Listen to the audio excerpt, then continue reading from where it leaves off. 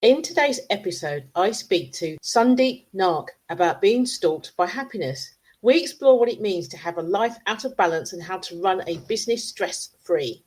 We discuss how stress is misaligned and how to realign it and to recognise when the emotions expressed are really the manifestation of stress. Sandeep shares what to do next. Listen up to the rest of the conversation. Before we begin our conversation, here is a quick shout out to the pathologically curious. Check out the Maverick Paradox magazine. It's a digital magazine written by Mavericks for business owners and professionals. You can find the magazine at themaverickparadox.com. The magazine's aim is to provoke maverick leadership everywhere. Welcome to the Maverick Paradox podcast, where we explore what it is to be a maverick and discover effective modes of leadership. I am Judith Germain, and my mission is to propel the maverick mindset into a world where character and integrity will ultimately have a higher premium than personality and bureaucracy.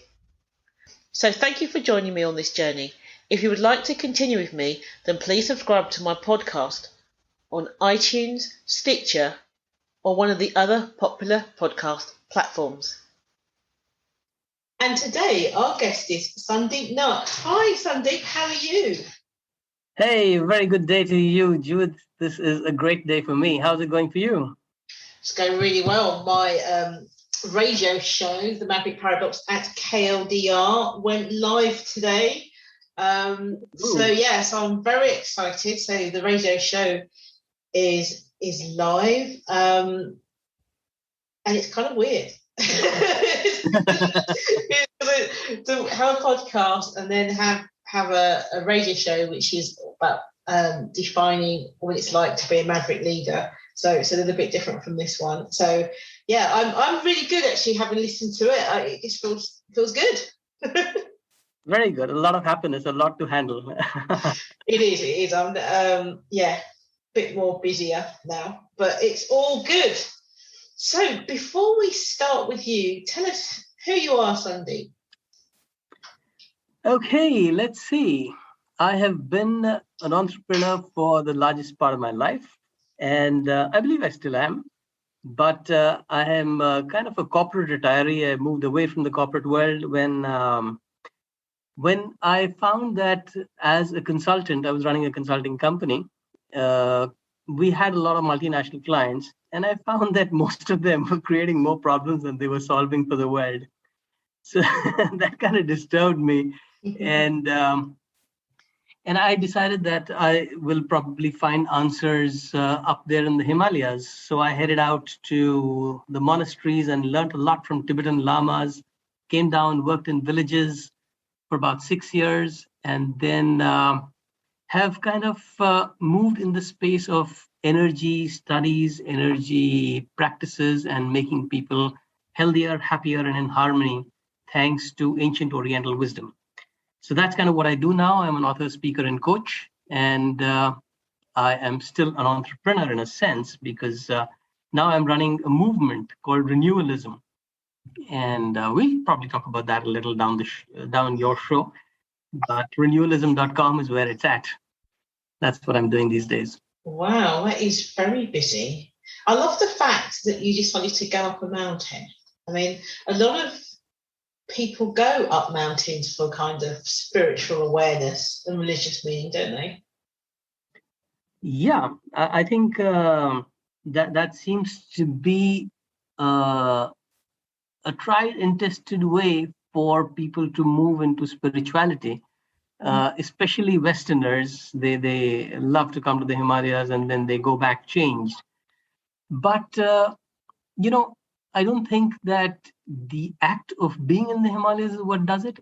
I think it's all the preparation and, like I said, the disturbance within before that.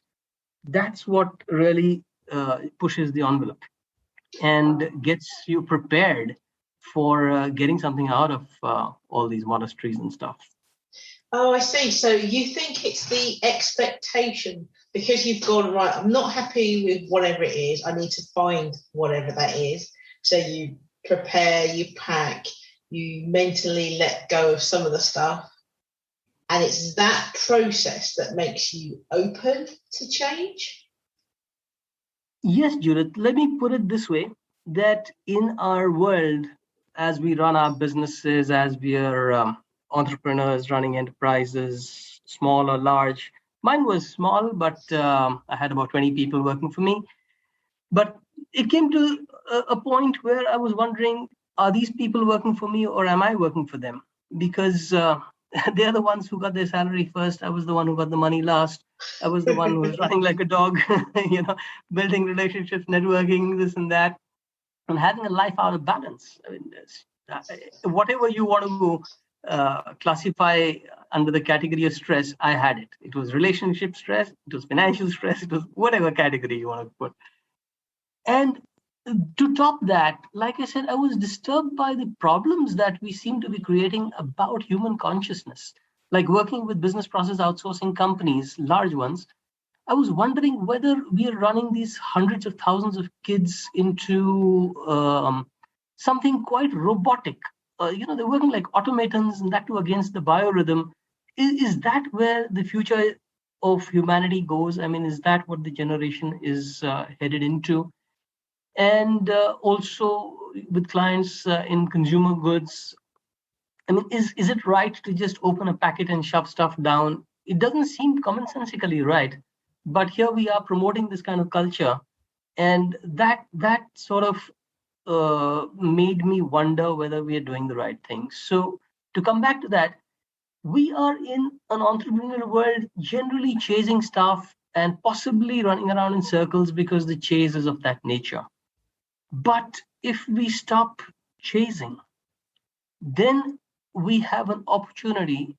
And what are we chasing? Like you said, the word happiness. So generally, we think we will get happy with something out there. Maybe more cash flow, maybe more money, maybe more a great contract, a huge relationship, the government or something like that. But if we stop that chase of happiness, we find that we've laid the ground for happiness to chase us.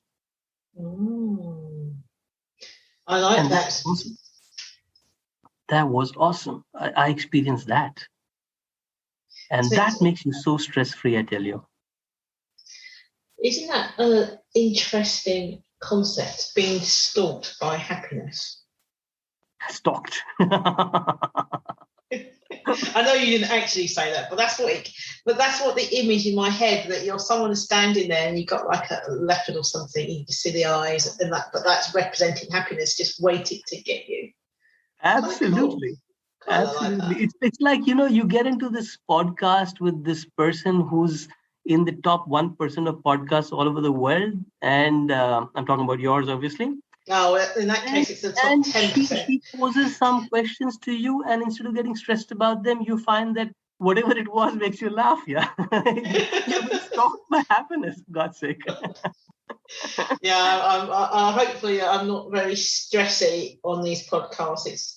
It's because I'm really curious as to see different people's takes on the world and on what they do and why they do it. It's a fun endeavour for me, and I'm really curious how can someone run their business stress-free when many businesses are concerned with that whole time, money, feast, famine, highs, lows.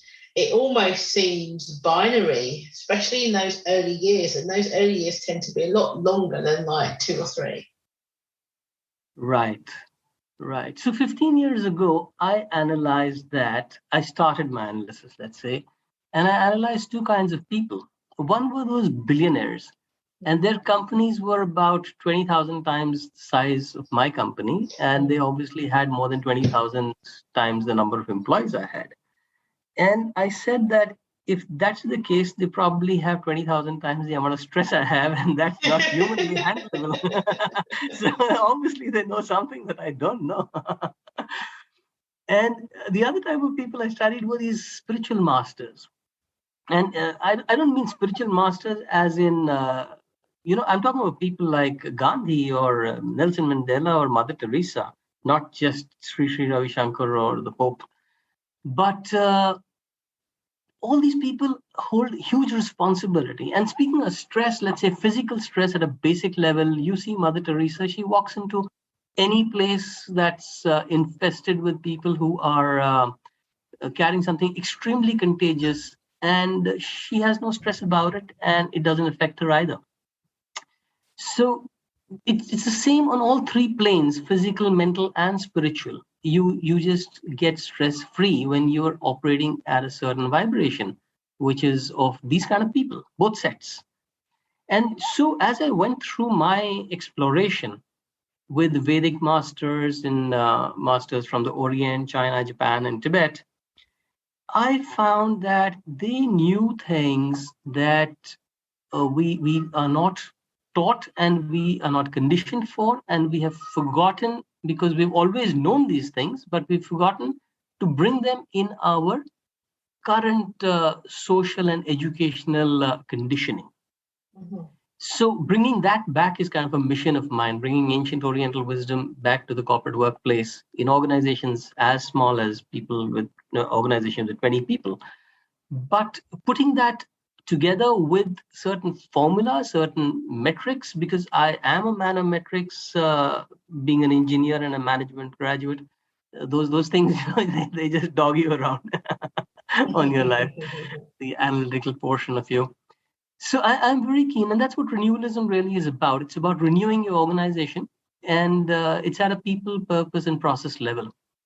So when you have those things in place, and the very interesting analogies that I can give your audience about people, purpose, and process with the Holy Trinity of the body, mind, spirit. So once you get that aligned, you get stress-free. Basically, stress is a misalignment. That's one word definition. Okay, so if stress is a misalignment, how do you realign it? That's what I was expecting you to ask me. So why did I say that? Because let's say your nose takes in a certain amount of air and your lungs are not ready to process that much. What happens is you cough. So your lungs are not aligned with your nose, and the result is stress burst. Okay, that's basic alignment, physical. We can experience that even before I complete the sentence, right? You can breathe more and then watch what happens. If we say something and we do something else, that's a misalignment between what we're saying, which is our mind, and what we're doing, which is our body. So mind and body are misaligned, then you've got stress, right? Then it's always getting at you, oh, man, I don't think I'm doing the right thing, or whatever, right? I'm being forced into doing this, or whatever. And if you take it to the third level with the spirit, well, that's how you feel. That's what's inside you. So I call this the say, do, be harmony. What you say, what you do, and what you be. And creating that alignment automatically puts you in a body, mind, spirit alignment. So these are the basic alignments of the causative factors of stress. Now, to see how we get ourselves back into alignment, now that's something where first we've got to be cognizant that this is what's happening. And then we've got to identify the micro factors where this could be happening, which could be in our in the business context, in our domains of purpose, people, and processes. And then we break that up into, so what to do about it. And we renew the organization through small changes that can be made by individuals. Every organization is an individual. Is a cluster of individuals. There is nothing like a company. It's only people working together. So it's only people who can make change. It's only people who can make policy. It's only people who can govern. It's only people who can deliver. It's all about people. So people are capable of making those small shifts, which I would call shifts in habits, which then bring about that alignment. So that's the broad theory of it. Would you like me to go into some specific examples? Well, yeah, I'm interested in what it must, how do people recognize it? So you talked about having a life out of balance, and I see people whose life is out of balance, but they can intuit it at a very low level, but they're not recognize it. So is there a special way of knowing? I mean, what are the things that you should look out for? Excellent. So the early signs would be found again at these three levels of body, mind, and spirit. Let's say at the body level, if you find that you are having sudden bursts of, let's say, palpitations, the heart beats faster for no good reason, just at odd hours during the day when you're thinking too much, or when you're just sitting down and suddenly you're having this palpitation kind of thing, or you have a lumpiness in the throat or a dryness in the throat, dry mouth, or you wake up tired, you sleep tired, you get tired too easily, you have unexplained pains, you have constipation or diarrhea, repeating illnesses in the sense, just stuff like coughs and colds and light fevers, but they just keep coming and going for no good reason, or insomnia. Now, these are things that are happening to you bodily, and you're probably popping a pill for it and you're getting good again because you are interested in productivity and you're interested in feeling well. And these are just little obstacles, little hurdles that come in your way, and you explain them off because you could be constipated for the fact that you ate the wrong kind of stuff, or you could be feeling tired because you haven't slept enough, and you always have a reason, you always have an excuse that seems to justify the occurrence. But stop justifying the occurrence and start looking at this as an early sign of stress. And that is your body talking to you and telling you that there are certain things that are going out of alignment, especially with regard to sleep, with regard to breathing, with regard to how we are replenishing our energy. Likewise, at the mind level, if we get irritable, if we get agitated over things, if there is a low self-esteem, sometimes we mistake these things for attitudes. Like in our employees, for example, we find that somebody's not a team worker, he's a lone operator, so that's how he or she is. No, that's not how he or she is. That is a symptom of stress, because the same person is completely different when they're with their group of friends. And the same person could be very different in another company. And before that person finds that other company and leaves yours, you can do something about it. And you can do it only because you are, like you said, honing your awareness in that direction. And that's what mindfulness is about. That's what being aware and remembering what's going on here in my mind, in my team's mind, in my body, in my team's bodies, and in the spiritual connection, in our energetic interplay. Do we have anxiety coming up? Do we have a lack of focus coming up? Do we have forgetfulness coming up? These are not behaviors. These are, again, symptoms of early signs of stress. Pessimism. It could be project-based. It could be specific to a situation, or it could be what we think is attitudinal. Now, if it becomes attitudinal, then it's something to look at, because it's not attitudinal. It is just a state of being stressed. And likewise, procrastinating or having relationship issues, having issues with one's sex drive, or worse, getting into substance abuse, avoiding responsibilities, just going under the cover. It's all because you're not appreciated. Your spirit is down. You are not having a confidant, and you don't feel part of the unit. So you are away from the organization and shelled up in a sense. And that's what's disorganizing you within and misaligning you consequently. So you, or a team member, just as listeners are hearing this, think about these things going around, because it's a very pertinent question. It's a very important question that you've asked, Judith, because we miss these signs. And then we don't react or respond to them early enough. We respond to them only when they escalate into something that the palpitation becomes a heart attack, or the agitation becomes a clot in the brain, or the that's when substance abuse becomes like depression. I think so. That makes so much sense, because I'm thinking that when you're in an organization working with someone, you can see them as being angry all the time when they're not actually angry per se. They're stressed, but it shows up as anger. And exactly. And because they don't know how to identify it in the first place, and if they can identify it, they would know how to work with it, because that's where the habits and stuff like that comes in, because it all starts with cognizance. Mm-hmm.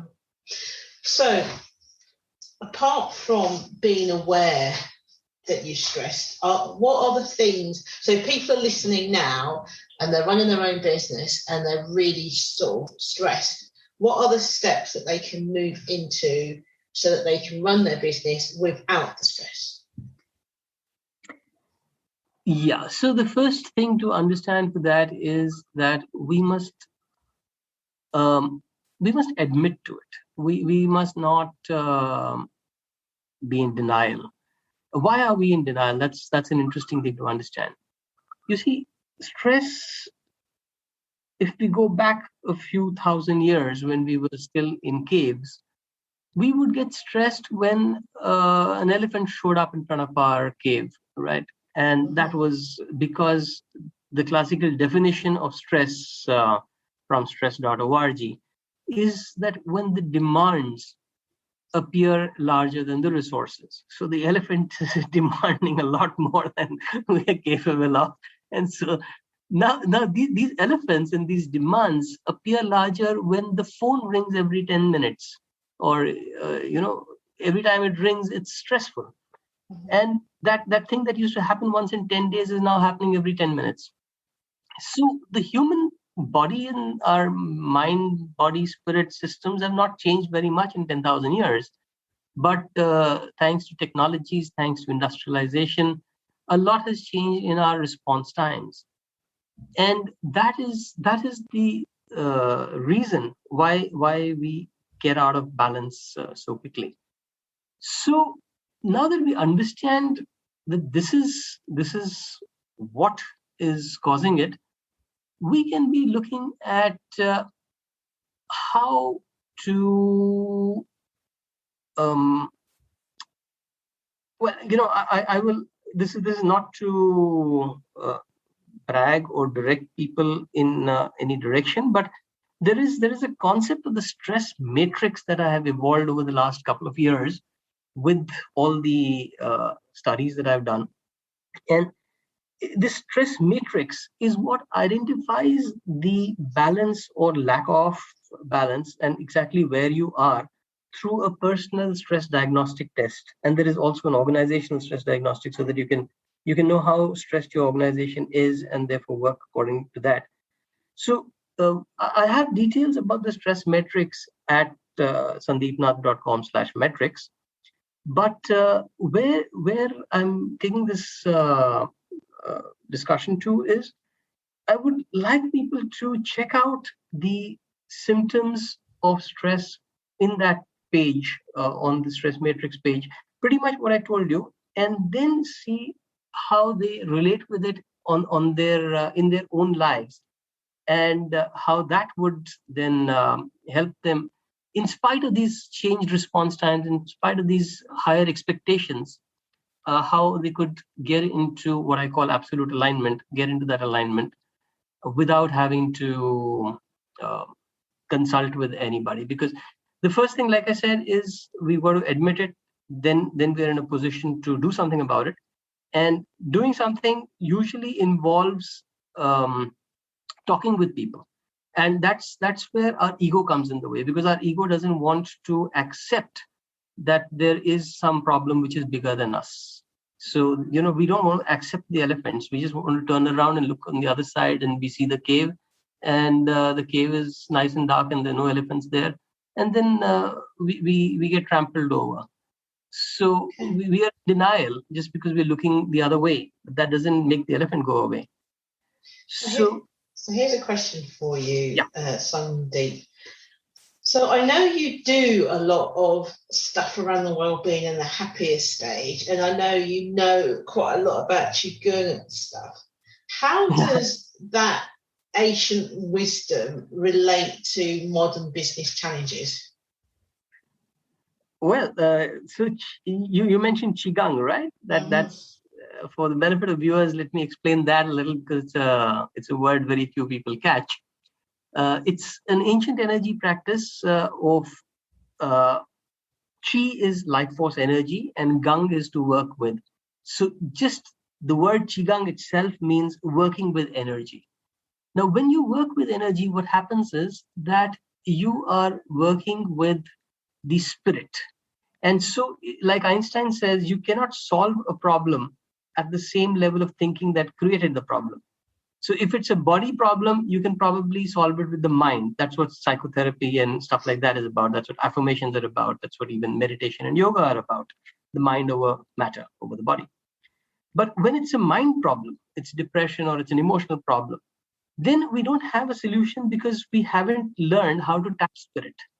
So qigong taps spirit. Qigong works at the level of spirit. And therefore, it's a holistic solution to mental, emotional, and physical health.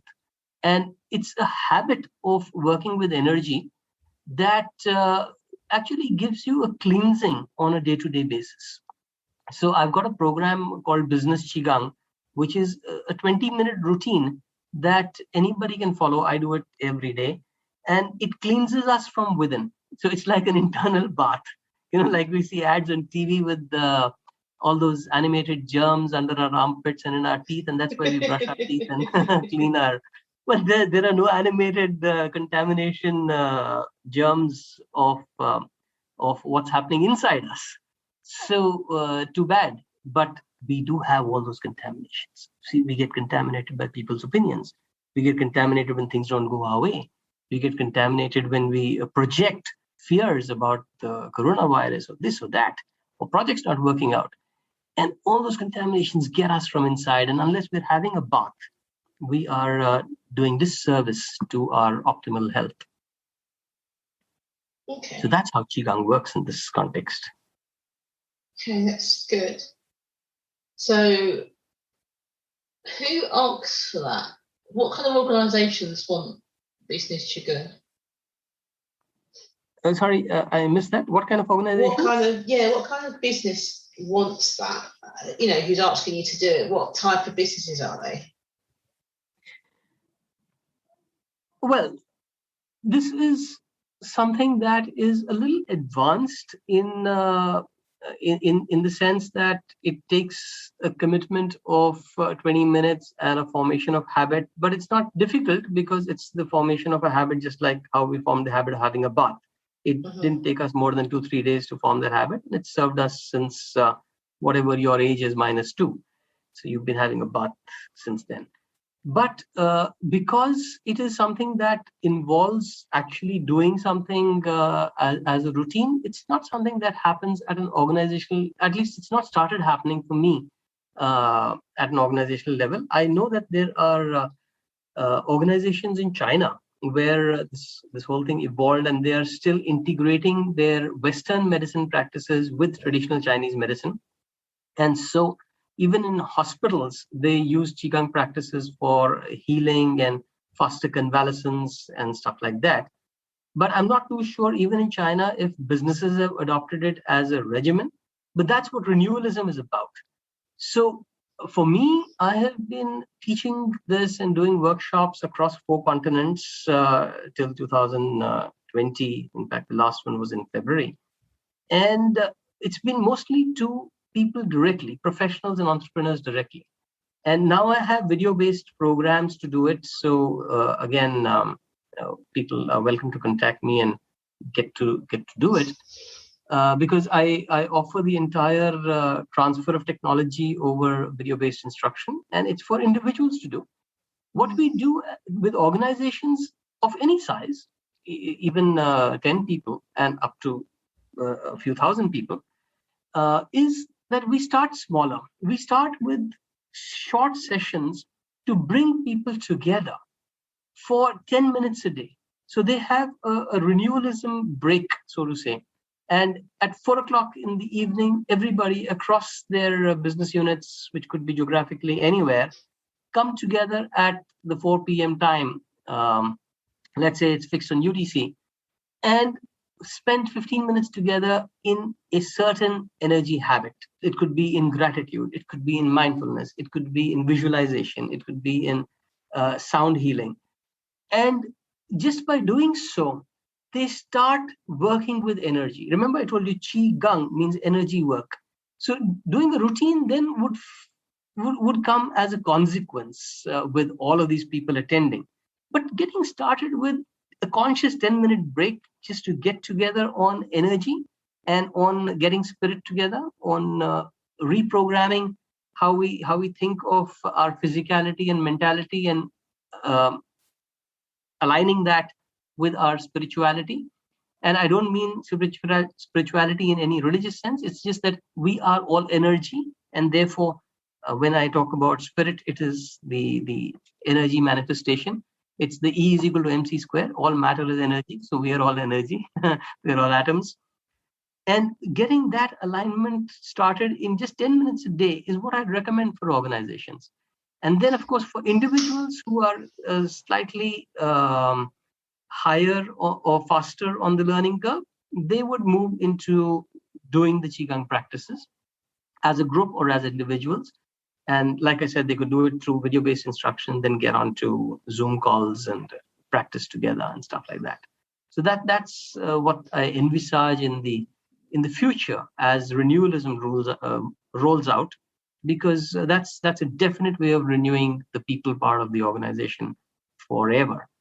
But I can't say that I do a lot of that right now. I do more of the renewal club kind of thing, bringing people together. But yes, when they are together for a few months, then they would probably as a group gravitate towards business qigong. Brilliant. Thank you very much for that. I can certainly see the power of that. I remember quite a few years ago, I was delivering training through a cultural change program, and it was quite a diverse group of individuals. And when I started the training, it was quite for many weeks. We would go through the whole organisation, and one of the things that they asked for after the first couple of sessions was that, after lunch slot, could they do something to liven things up because of what they were doing? So I decided, because I'd already planned the course, as it were, so I knew there wasn't a lot of time to squeeze in a big exercise. So what I did is that I did qigong. As I say, did 5 minutes of qigong after, and it got to the point where they actually said, can we start all sessions with qigong? So I had the whole organisation that every time we met, like in the sort of like in the morning and after lunch, we did some qigong. It was quite fascinating actually, and at that time I'd forgotten how good it is, and now talking to you made me think, I need to go back and do that practice, because it is such an enlivener. And it's so good for, as I say, detoxing the mind, the body. It's quite a lot of great stuff. So you have now prompted me to go back and do some more of that. I think, this is a great place to end for this session, but I'm wondering, is there anything you want to share, like one tip for those stressed out entrepreneurs that can de-stress them moving forward? All right, so here's your tip, and I'm so happy that you mentioned that aspect of qigong livening up the organization before your sessions, because it is not just about health, detoxing, and stuff. It is also about efficiency. It's about productivity, because what you do by practicing qigong is you create a habit of aligning body, mind, and spirit on a day-to-day basis. So once you've created that habit in a routine of the qigong, you apply that habit in everything else you do. And when you're aligned in everything else you do, you're just more effective, more productive. So I'm going to have you align yourselves in 30 seconds. Just hear me out and then do it in your own time. But what I want you to do is, I'd like you to just take a break, a conscious break of 30 seconds. And if you do it every hour, you will actually be recharging your energy every hour. What you do in this break is just put your feet flat on the ground. Imagine roots growing down to the center of the earth. So that's like grounding yourself. Straighten up your back, pull your spine straight up, and imagine a third root growing out from your tailbone. And so you're nice and solidly placed on the ground with these three pillars. And then breathe in consciously so that you can feel the air going in through the nostrils, down the windpipe, and try to track them going into the lungs, into the capillaries. So make the brain curious. So this is where we involve the mind. Okay, the body is breathing and the mind is now following it and checking out where is this air going in. Meanwhile, as your lungs fill, your diaphragm will go down and your belly will come out. So that itself is a surprise to many people who are stressed, because if you're stressed, your belly is not coming out. And if that's how you observe your breathing, know that you're fooling yourself, because you're actually pushing your diaphragm up and contracting the lungs. So you're just telling the lungs that, okay, this is all the space we have, so you're shallow breathing. So I want you to full breathe. And then that's where the energetic experience comes in, because then you breathe like a baby, like pure energy. When we're born, we're just bundles of energy. So we naturally know the rhythm. And you see the baby's belly comes up and then goes down very rhythmically.